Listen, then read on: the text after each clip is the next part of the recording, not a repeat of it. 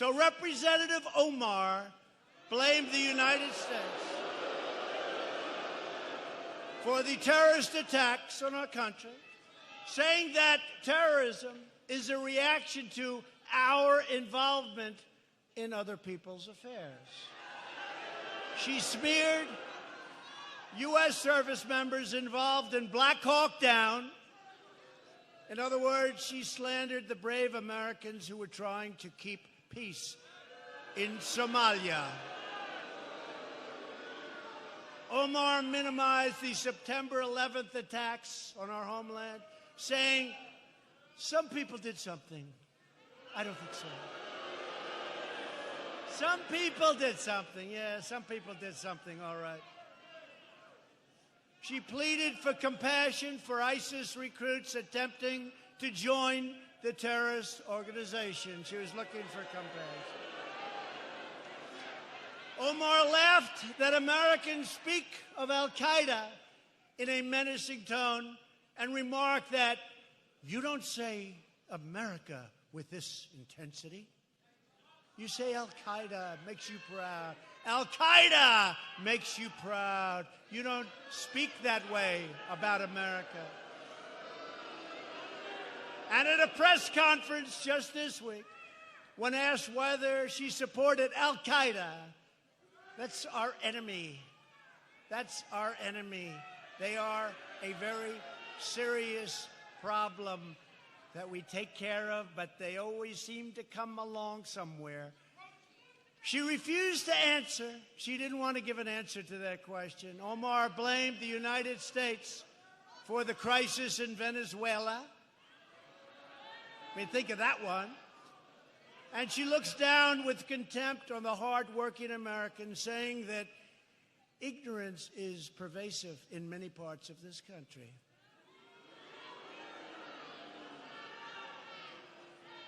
And obviously and importantly, Omar has a history of launching vicious anti-Semitic screeds.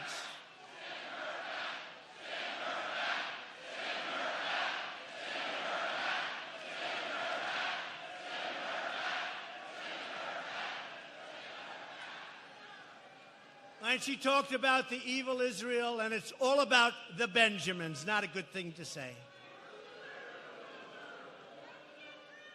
So that's Omar. Mr. Chairman, and I appreciate you bringing this en bloc up today. I fully support this, and it's important for me to point out a few things. As my colleague who just spoke used the frequent use of the words honestly and honest, let's just get to a lot of what's left out. So the BDS movement has not distanced itself from Hamas, a designated foreign terrorist organization. BDS supporters individually are not distancing themselves from Hamas either. It is wrong to be blaming all Israeli and Palestinian violence, quote, as being due to an occupation. Last Friday, Fatih Hamad, a senior Hamas official, called upon Palestinians worldwide to kill all Jews. This is a senior Hamas official just before the weekend. During a closed meeting in October 2017 between Hamas chief Sinwar and Gazan youth about reconciling with the Fatah movement, Sinwar stated that the time spent discussing recognition of Israel is over, and now Hamas will instead discuss when they will wipe Israel out. Hamas uses women and children as human shields. They declare jihad as an obligation. They deny humanitarian aid to their own people. They deny human rights, launching rockets from Gaza into Israel, killing innocent civilians. Tens of thousands of rockets in Lebanon being ready to be launched by Hezbollah. Existential threats to Israel all around it. Our greatest ally in the Middle East. One, that there's been a historic relationship between our two nations, a beacon of hope and freedom and liberty in a region of the world that is filled with challenges. We want to be neutral arbiters. Let's not deny our right and our duty to also be honest brokers. To spend an entire time in justifying opposition to HRES 246 based off of everything that's wrong is all due to the Israeli occupation. Why not point out the fact that in 2008, Israel offered to withdraw from 93% of Judea and Samaria in the West Bank? Or what about our students on college campuses right now from coast to coast being targeted with blatant anti-Semitism in the name of BDS? Or taking into consideration the founder of BDS and all of his blatant anti-Semitism? Or the Palestinian authorities pay to slay. They financially reward terrorism. They treat you to a state funeral. They will rename football stadiums after you. We want to use honest and honesty in our remarks.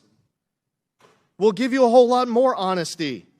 Every year, Hamas mobilizes Palestinians in their days of rage to attack Israelis at their border, calling them to throw rocks and fire missiles at Israel. Often results in actual violence. Hamas uses incendiary kites and balloons, which has destroyed some 8,000 acres of Israeli farms, parks, and forests. And I was pointing out, just last Friday, a senior Hamas official called for the murder of every Jew in the world. And you want to oppose HRES 246 under the justification that all the violence is due to an Israeli occupation with no honesty as it relates to any of the violence targeting innocent Americans. By the way, when this committee passed and it became law, the Taylor Force Act, that's not an Israeli citizen. That's a United States military veteran, a graduate of the United States Military Academy at West Point. And the Palestinians pay the terrorist to murder the innocent American and Israeli. We provide tax dollars to the Palestinians, and we demanded more accountability. We could go through the list of the 1,355 people killed by Palestinian violence and terrorism.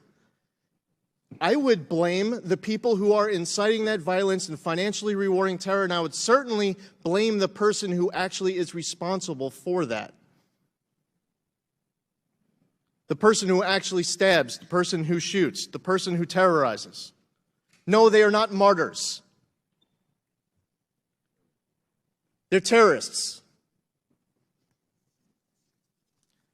And Israel, as our great ally, should be supported.